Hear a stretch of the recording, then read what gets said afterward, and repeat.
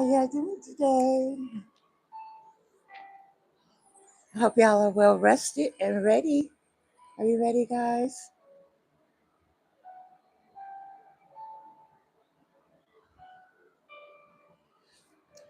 Well, let's get ready for the full armor. And we're going to add what we once did before in 2024, and that is taking a deep breath. And this deep breath is something that we will be getting used to doing in the morning as a part of our routine. And this will be the deep breath that you're reminded to take whenever something may come up and you need that 5 second timeout.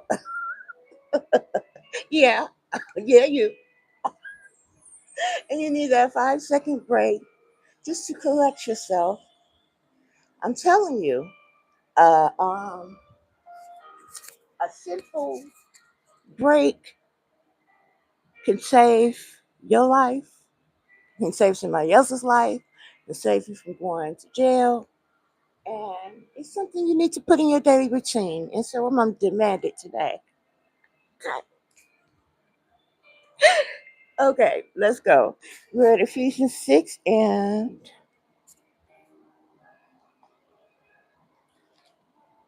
13. I be acting like this is my first time every time, ain't it? Wherefore, take unto you the whole armor of God, that you may be able to stand in the evil day. Having done all to stand, stand therefore with your loins girt about with truth, and having on the breastplate of righteousness, and your feet shod with the preparation of the gospel of peace. Above all, taking the shield of faith, wherewith ye shall be able to quench all the fiery darts of the wicked, and take the helmet of salvation and the sword of the Spirit, which is the word of God. Amen.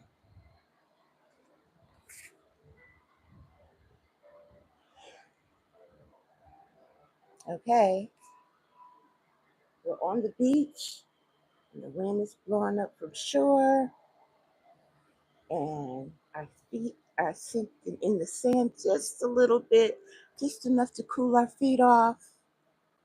And we have on this linen top and something breezy. And take a deep breath.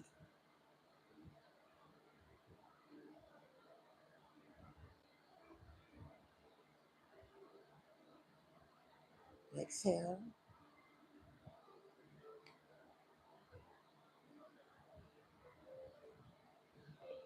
And so we're going to plan to have a great day today on purpose. How's that sound? Today we're back into the book of Solomon. Um, well, we're back on talking about Solomon. And today we are going from the great celebration, and we are going to go into the trade of Solomon and this great king Haram. Now, you know, in Islam, um, Haram in Muslim terms, Haram means uh, don't do it. It's bad. It's a bad thing. And he um he made a. They was bearing gifts to each other. Now, you know, even though I spoke into the temple yesterday, it took them 7 years to complete that temple. And you know, they didn't use any hammers, any chisels, any anything that this modern stuff to build. And you would wonder how a structure that's built without these things lasted so long. And right now, I'm gonna go into the trading. Before I start, I had changed my description on my page from my birthday, where God had told me to put up my email and my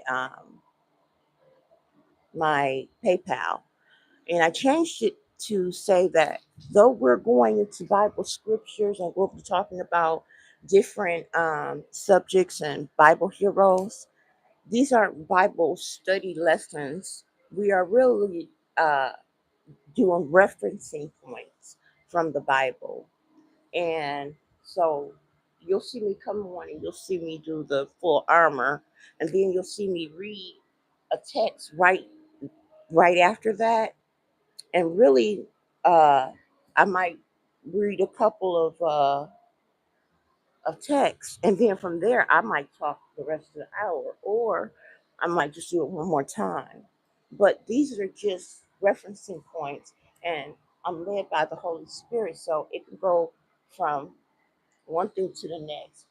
But this is a lot of children of God context. That's really who I'm speaking to, the children of God.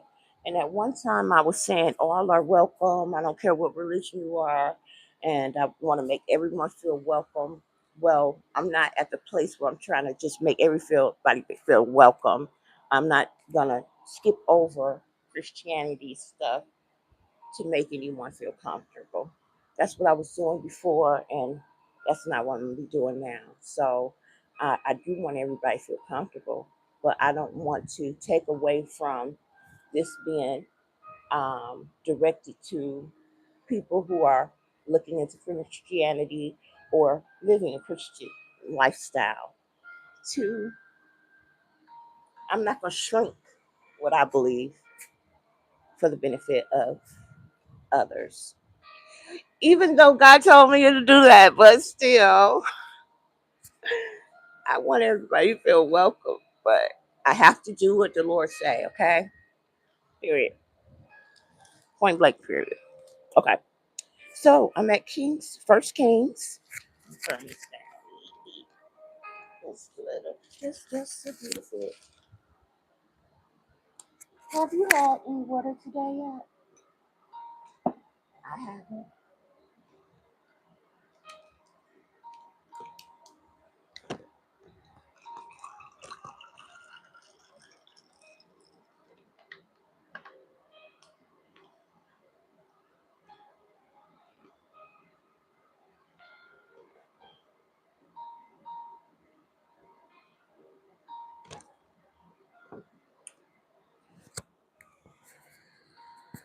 I want to go into this is something to sort of show you the difference between adults and people who might be wise, book wise, and different things, but they're not really wise in dealing with people. And some people go to school, to college, and everything, and they get book smart, but they don't have street knowledge. And some people like me have street knowledge and everything, and don't have biblical, spiritual knowledge. Didn't have. So while I'm talking so much, and some people um, have all the wisdom of God and don't really have the beyond the basic knowledge of dealing with someone without offending them. Trying not to offend them, not trying to not offend them, but we'll see. We'll see. I'm gonna show you. So I'm at First Kings. I'm glad I got this table here. So and my eyes are 20/20 vision, so I don't have to go through. Yeah, I'm at 9 and 10, and it came to pass at the end of 20 years, when Solomon had built the two houses, the house of the Lord and the king's house. Now Haram, the king of Tyre, had furnished Solomon with cedar trees and fir trees and with gold according to all his desire. Anything he want, he got. And I told you guys that the house of the Lord was made with all gold front to back and everything. Ooh, sorry. No, it was all gold was covering everything, but it was the best uh cedar trees. And I just started to tell you guys what it was. I did write notes. It was very majestic. It was 60 um, feet long. It was overlaid with gold. It was cedar. It was olive wood. Doors made of olive wood. Palm trees, chisel into not chisel, but um, made into the doors. It was a golden altar, and the priest took the Ark of the Covenants into the inner sanctuary. They couldn't touch it by hand. They had to have holes in it, and it had to be men of God to take them in Jerusalem. And it was put on Mount Moriah. Okay, and then Solomon, uh, the Lord said He was blessing that land, and as long as Solomon did right, that He would bless that land, He would bless him for all the rest of the days of it forever. Okay? So now we're going to the trade of gifts after everything was complete, where Haram gave him all this stuff from his very rich kingdom. Had to get it there, and he supplied a lot of the workers. Okay. Oh yeah. Okay. And Haram came out from Tyre to see the cities which Solomon had given him. Oh wait. Now Hiram, the king of Tyre, had furnished Solomon with cedar trees, fir trees, and with gold according to all his desire. Then the, then King Solomon gave Hiram 20 cities in the land of Galilee. Ain't that so nice? He gave him 20 cities. Okay? And one of those cities was Flint.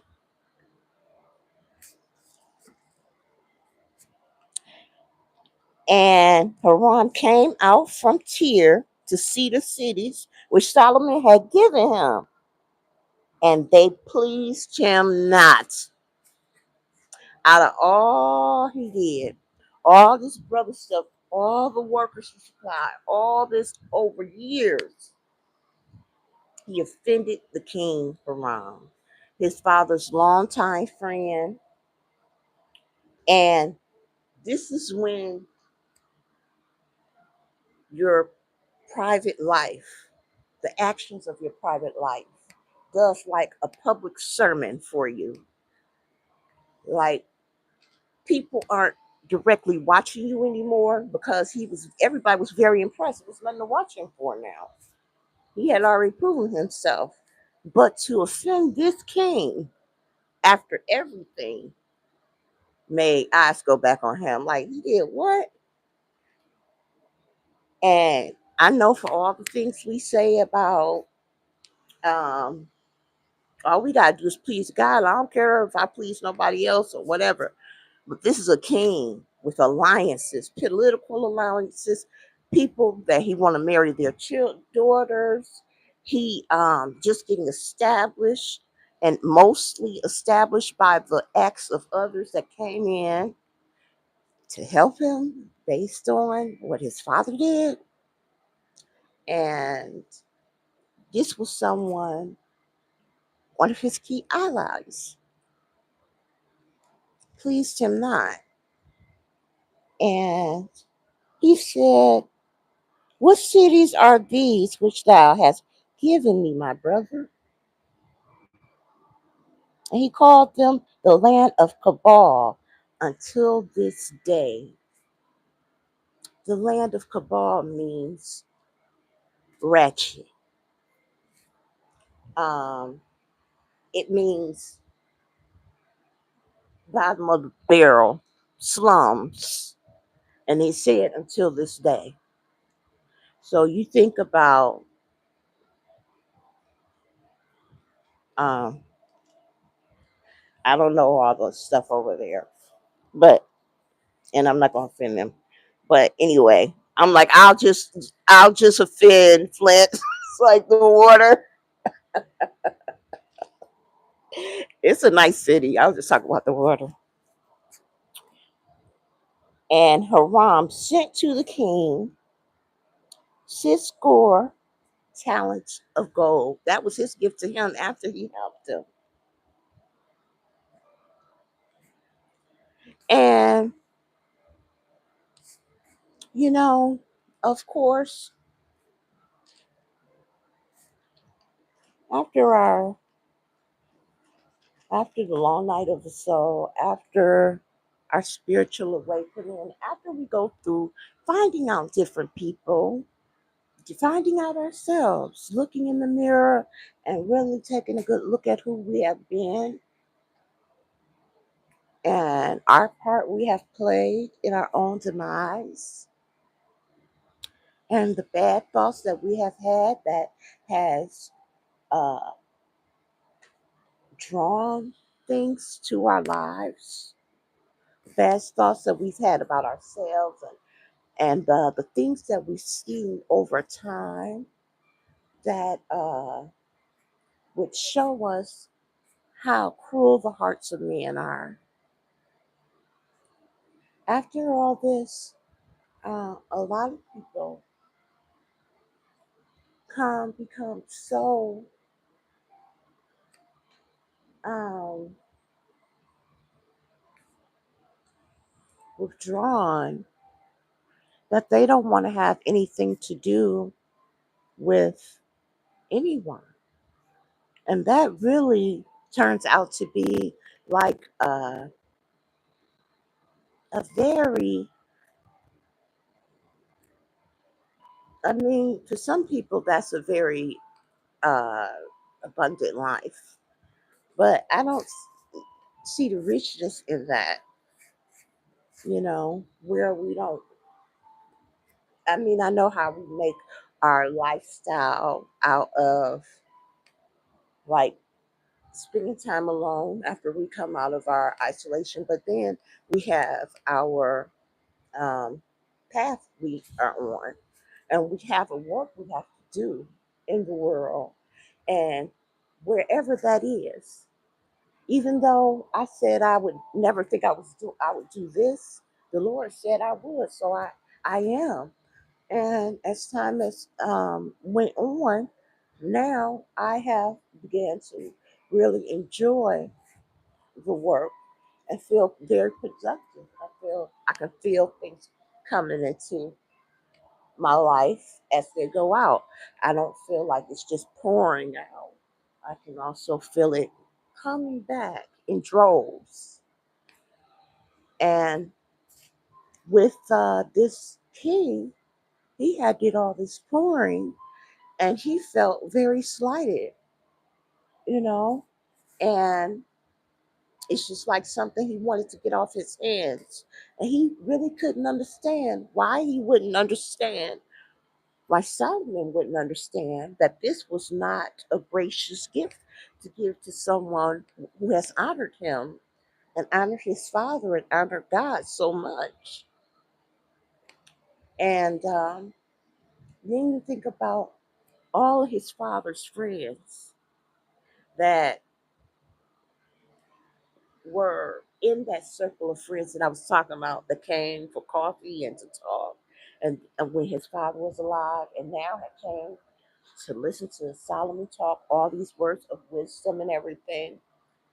But the thing is, which is something that I look at when I see, I can understand more when men get into relationships with women who is a lot younger than them because Um, first of all, us women, we age faster than men mentally and emotionally. Um, and because a lot of times a man takes a long time to get himself together, um, as far as to be so financially stable that he could pick and choose what he wants. And a lot of times, as we get older, we have had children, and it's understandable that we get bitter sometimes. We've been through the ringer of life and everything, and it's a lot harder to get over on older women. And it's not that they be trying to get over, but then sometimes we'll take it like that because we've been through so much. And it's like, okay, well, if I'm going to put out all this energy, I'm going to get exactly what I want. I want somebody young, and and then it also makes them feel younger, makes them feel like. But when it comes to a woman, I'd be looking at it like, how much can you have in common when you're already so much more mature, especially when you have children their age, and it's just like you've been around your children's friends and they've been calling you mom and different stuff like that. But that's not for me to judge. I'm not judging. I'm just saying that's why I'd be wondering like how much they have to talk about. And because it's some things that time have to teach you, some things that maturity have to teach you. Actually doing the interacting with different people, different kinds of people. Actually sitting and being patient and having to take time to actually wait, um, actually going through some tests and trials in life, that would make you more resilient. You can tell somebody all day um, about different trials, but if they've never experienced it, then it sounds like a far off tale.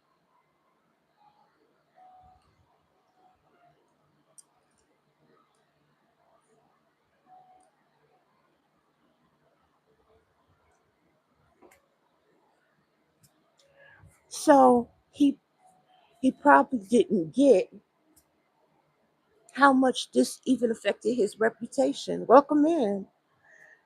He probably didn't get it because he's like, I gave him 20 cities. He's ungrateful. And for all that David did, this is what constructed the path back to, welcome in, guys. Constructed the path back to it being some salvage in that relationship. And because the king knew how well the kingdom was in good graces with God. So then he could look at all of his contributions to the temple as well. This actually is uh, priceless because this is going to bring so much more to my kingdom. And when you have wisdom, you can see how the good can outweigh the bad. Whereas when you really don't have that kind of wisdom and you get offended, then you feel slighted. Then you feel like somebody was using you. They took advantage of you. They waited to exchange. Then you think of all different scenarios. Oh, that's why they waited to exchange gifts. They're going to embarrass me like this in front of everybody. They know that those cities is ran down. They know what kind of kingdom I had, but nowhere does it say that he went to his kingdom. Where David was well traveled, where David had actually been king over different lands, where David had a lot more experience with so many different kind of people because he was he started off as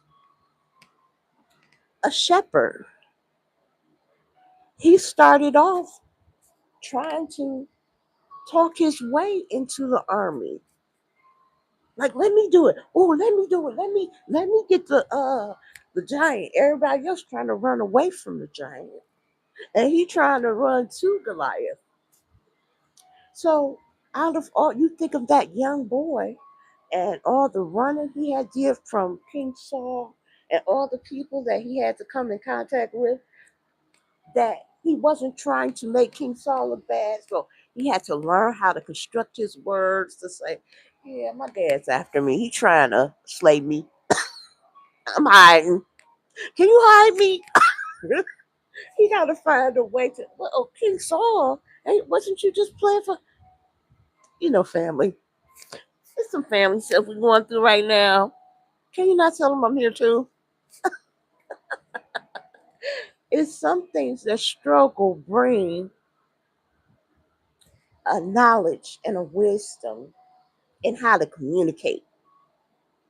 When you are at the bottom of the barrel and people are looking at you like you're the low man on the totem pole, and you know God is behind you, and you got some kind of nerve because you know what kind of nerve you had when you was trying to get this or get that, when you didn't have no money, when you was doing something different. Well, I got God behind me now, so I'm not gonna lose that nerve now. We found a way to put this. I see y'all hiring. I don't have any experience, but I'm willing to work for free for the first month. You're willing to work for free for the first month. Do you understand it's 10 hours a day? Yes. But that's illegal. I work as a personal contractor. Well, I'll just do on the job training. That could be my pay. If you could promise me a position for at least 6 months to let me prove myself to you. Well, yeah, that's all like, okay, look, let me write you up a contract. Okay. Then you find another way to talk to people. You find another way to do things. And you find a way to take your talents that you was using for evil and put it towards good. It's like I was telling you guys, there's a lot of things you could say about Puffy, but one thing you cannot say is that he did not know exactly how to get into the company because he worked for free. That's how he got in. He had no experience. He was willing to work as a janitor. He got in, he worked his way up, then he met the main man, did whatever he had to do, became the main man, and then, it's a wrap from there. But I don't, I'm not saying nothing good about nothing else. All I'm saying is he took the things that he learned in the street and he took the knowledge of what he learned in the street and he applied it to something legal that could make an enterprise that could have him to have a legacy. I so I was sitting outside yesterday and I come across the groundsman with the dogs. And I wanted to sit outside today, but he has to unlock the gate for the pool and stuff. And I didn't want him to feel like he can't even go unlock the gate without me out there. I want to feel like I'm all, trying. I don't want to make him feel like.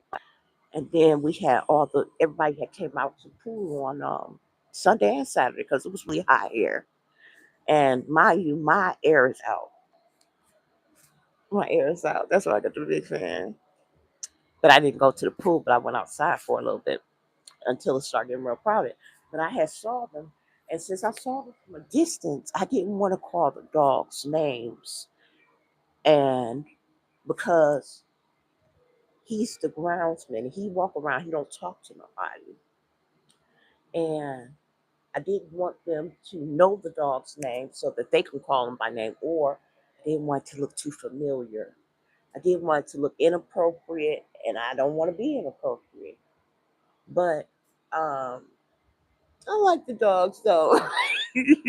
But he let me know it was okay because one day the dog wanted to come up to me, and I every time I walked past their window, I shake my keys and I'll be like, hey, hi my friend. And then so one day they was outside and he wanted to come up to me. And he was allowing them to come up to me. So I got that, I gathered that. And then I was like, what's his name? And then I was thinking that we was gonna be short, and then he told me the history. So he let me know then that it was okay for me to talk to him, to stand there and talk to him, because I didn't want to impose and go beyond high, and I didn't want to. You know, when people have dogs, they want them to protect their home too, so they don't want them to get familiar with other people. It's a part of the lesson. And then so if the people was trying to rob them or whatever, they here now they familiar with somebody that's there around there, you know. But I know that he stayed right in my court, and also the office is right in my court, and also the people who own this whole complex, they family live above the office. Everybody can see me. Everybody know my patterns. Even know that my mom don't come over here no more. So when my air went out on Thursday, these been the hottest days of the year, and when my air went out, they had gave me two more fans. I had already bought two fans, and I had two sitting fans. And then so the maintenance man was like, I have extra fan. He's like, I know that you don't have nobody else coming over here, so how does he know that? He's like, no, he said, I know you don't have any other help. He's like, so I'll just give you the other one if you need it. And then they had another emergency over the weekend, and they didn't say nothing to me when I called them and asked about my stuff to do for to fix it yesterday. Then he was like, they had already came in, but it was raining and they couldn't do it. But he's actually, I just not saw him coming over, so he's outside working on it now. And so the other people had to go over to the. He was like, "Don't worry, I'll be first in line." He was like, I had another emergency, and they had to go stay with somebody else because these are the holidays of the year. That's how I found out these were the holidays of the year. And me and my son been thugging it out. I'm like, Larry, I'm like, people live like this all year round. We're very fortunate to have fans.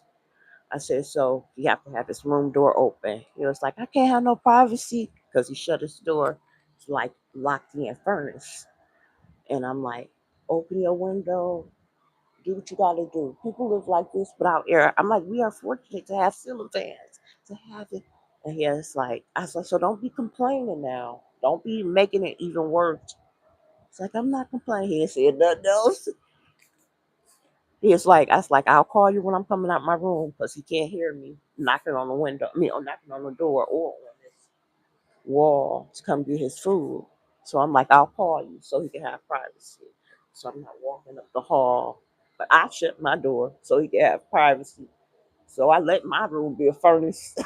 I open one window and put the fan in the window, let the air blow out that way instead of come in. I let it blow out, let the ceiling fan blow it out, let the fan sit in the door, and let the other one come towards me. I have my bathroom door open so it can all circulate with the air circulation in the bathroom.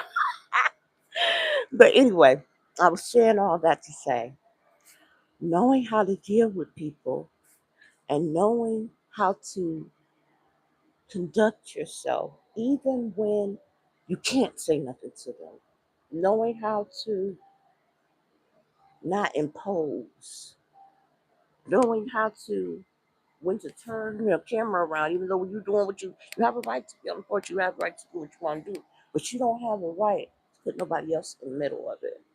So knowing how to turn the camera back facing you when your neighbor trying to walk by, knowing who don't want to be bothered and talk, so you don't even speak to them. I have a neighbor. We don't say hello. We don't say nothing. I've been over here for what, 6, 7 years. We don't say because I said hello one time and he didn't say hello back. That was it. I never said hello again. And it's no love lost. I always make sure their parking space is clear. That's actually my parking space, but I let them have my parking space because I don't have a car. And they have a second. But it's all about knowing how. You go so much further when you're not entitled, when you know that sometimes you gotta roll with the punches. Sometimes you have a right to complain, but you don't complain because you know that nobody has to do anything for you. As a matter of fact, we didn't have to give you one fan. You're responsible for your unit, and we don't have it right now. But as a matter of fact, they have helped me. Oh my, thank you for the like, and thank you for coming back in. Thank you for coming in. I mean, hi. Oh, Bree, hungry, thirsty sounds like she's a thirsty. but um, sometimes it's not about what you do say. Sometimes it's what about what you don't say. And sometimes it's what about what you don't do. And that's what I was saying about King Haram and King Solomon. You can have all the money in the world. You can have all the gold and all the luxury. And you can even decide to be an introvert and have all the privacy you want. And if that's comfort to you, have all the comfort you want. But if you don't know how to treat people, if you don't know how to roll with the punches, if you don't know how to live your life where you're not weirding people out, but at the same time, you're not making them feel like you are um, doing too much. It's a difference when you're online and when you're living around people. And that's what I'm trying to teach my son how people don't want to feel like they're part of your mess if you make a mess. If you don't make a mess, they don't want to feel like you think they owe you something. But also, if you give them the utmost respect and you stay out the way, then sometimes they will want to help you. They're like, well, I don't never see you. Are you okay over there? Y'all all right? You got ice? Yeah, we got my electricity is on. It's just my neighbor. I got some good neighbors over here too. I'm like my electricity is on. It's just my air conditioner. She's like, oh, it does sound quiet over here because mine was loud. It does sound quiet over here. Like yes, she's like, okay, so y'all good. I'm like, oh yeah, we good. We got fans. We good. She was like, well, you could always, if you had a window air conditioner, you could slide. I was like, I got a fan doing that. It's turned around. I'm like, don't worry about it. It's gonna be just okay. Thank you for offering. I appreciate it. You need to charge it. No, ma'am, I got it. But that's what I'm saying about King Haram. There was nothing that Solomon could have done to give him back what he gave him in gold, what he gave him in, but he knew that. He wasn't expecting that. But when it came time to give gifts and honor him, a lot of times, if you know you're gonna not gonna be able to do something, which he had in his power to do a lot more. But in being who King Haram was, he may have wanted to ask him, "Is there anything that your kingdom is lacking? I mean, y'all see y'all got everything. I mean, I know you a mighty king over there. What don't y'all have? You know, find a way to ask without." But he just assumed and just gave him what was easy instead of making a sacrifice and say, "Well, we just did the kingdom." Oh yeah, I said, I would say, but we have a lot of rubies, or we have, because he had a whole lot. We have a lot of rubies, and I was thinking of gifting you that. You think you could use that? Or I'm like, Solomon, this is what you can say.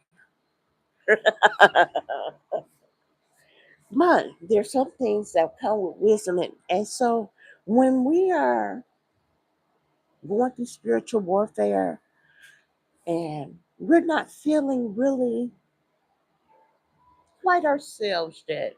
We don't have our confidence up. We haven't started seeing ourselves like God see us, which took me a long time to come to, but I'm there now. But when we're feeling like that, and we're like, I don't, I don't know why people are after me, attacking me. They the ones who married. They the ones who got two cars. They the ones who own a house. They the ones who got this. They the ones who have a good job. I'm only the low man on totem pole. I'm renting. I don't even have a car.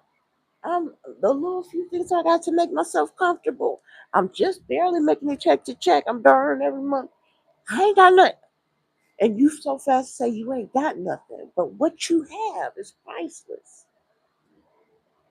Sometimes you low man on totem pole because you fought for that position. If it was up to them, you wouldn't even be that. You would just be the mud under the middle man on totem pole. It'd be like, how you get on this totem pole? Oh yeah, you survived. Won't die. I'm here now. I'm about to climb, y'all. Yeah, I got me over here about to climb up, and with some paint. I'm gonna talk to my neighbor and see if he wants some colored eyes, like Tiny Ti wife. Do you want some blue eyes or no? All right, let me go ahead of you. I mean, what's the difference? You close to the bottom anyway. And um, you have survival skills. You know how to people like you, people respect you. You even though you might not have much, you know how to carry it with dignity. You're like, well, you live where? When I was staying downtown. And wait, what's your area code? Look, I'll be all in the business office like, yes, ma'am. Okay, so we're at the okay, well, I'm sorry, what's your area code?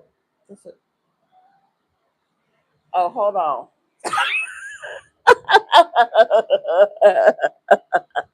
Like, wait, but I'm about to move. But now I got a good area code. I get to have deliveries from Sam's Club. But anyway, that's how you know you're in a good area code by their, you know.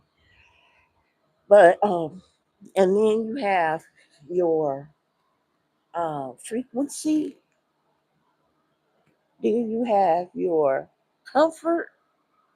People be in these big old mansions and stuff, and maybe want a bigger mansion. Be like, you don't feel like you have met the pinnacle. You don't feel like you live in your dreams. You want something bigger than what you got. I mean, you're not satisfied. Whoa, bro. You got an elevator in your house though. And you probably haven't been able to go to the beauty salon in a long time. Come to find out, y'all, did y'all see that special about the beauty salon?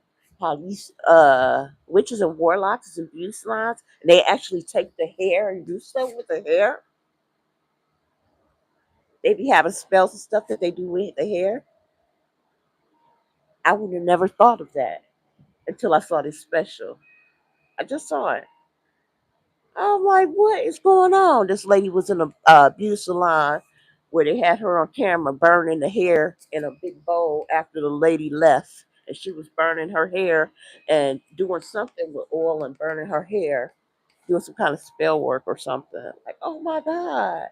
It wasn't like, oh y'all, let's get this hair out of here. Let's burn it and throw it in the trash. No, it was like her particular hair in a bowl. Like, oh my God. But I guess if they're in the church, they can be in a beauty or barbershop. But you be thinking, you know, and then God is on your side. If God is on your side, You only it's just a matter of time that what he's told you is going to come into fruition, whether they wanted to or not. But in the meantime, you'll be enjoying your life. The present is a present, and your life will be a public sermon. Your life will speak for itself. People who didn't like you when you was a kid, they thought you was weird or whatever. They be requesting you, your fresh. Wait, let me tell y'all how old we are that have Facebook. Now I'm gonna put it on everybody. Mm,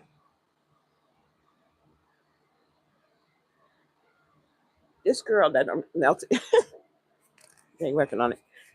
This girl yesterday was online and she was like, I think she was on Instagram. Pretty girl.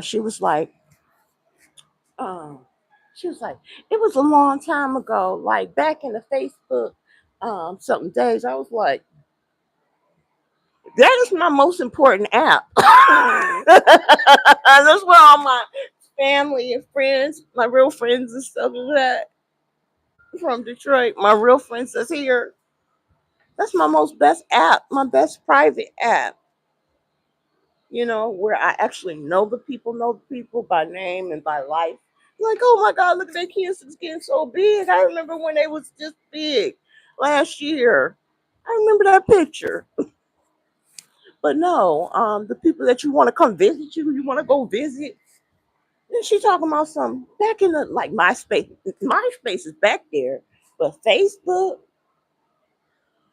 is up to date, young ladies.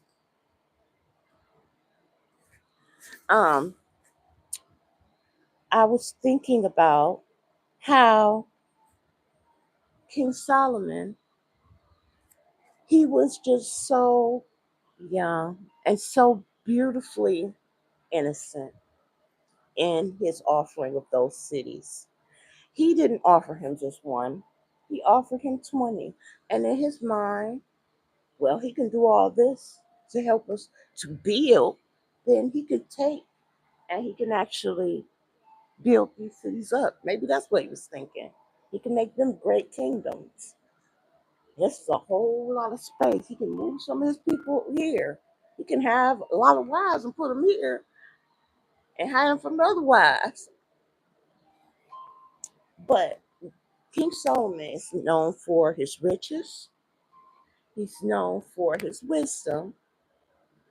He's known for being King David's son. And what we're going to be coming up on is his multitude of wives. And he had the most wives. I haven't done the research on it, but I remember that he had so many wives. But we're coming up on tomorrow where we will be going into talking about the Queen of Sheba when she came bearing gifts. And this was the Black Queen, at least by Vivica Fox. Y'all need to watch the movie King Solomon. It's really good. I'm talking about the one from like 1991, I think that is. And it's really good. I mean, and then you could sort of see how much care and dedication they took.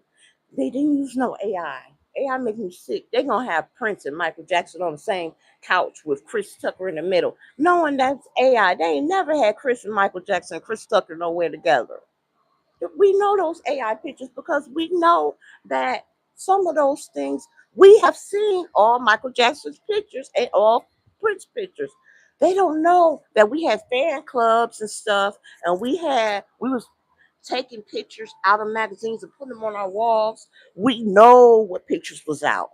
We know what pictures were. Even when they did the an American Dream, the American Dream with the whole Jackson family in it, and they was actually in the movie with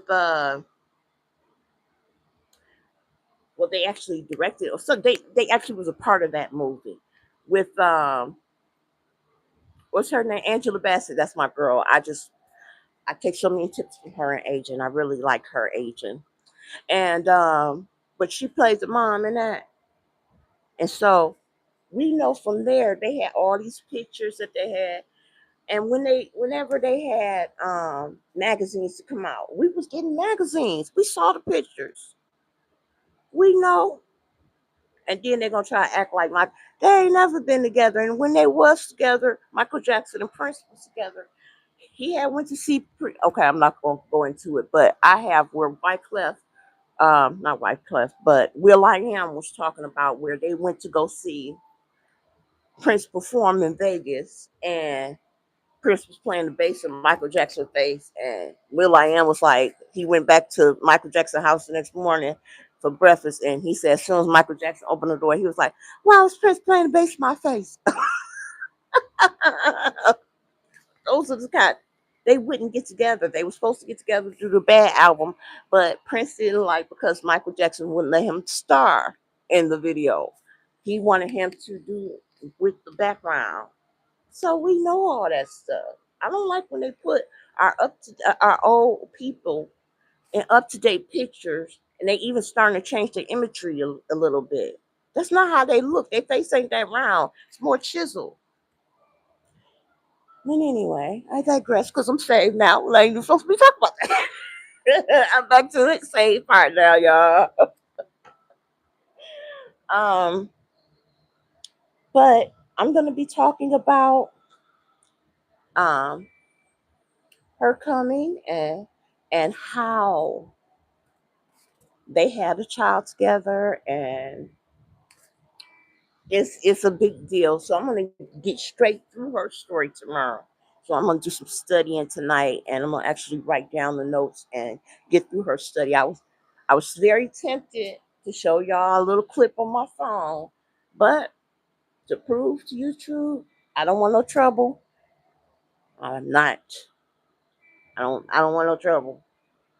I'm not. See, I'm a good girl.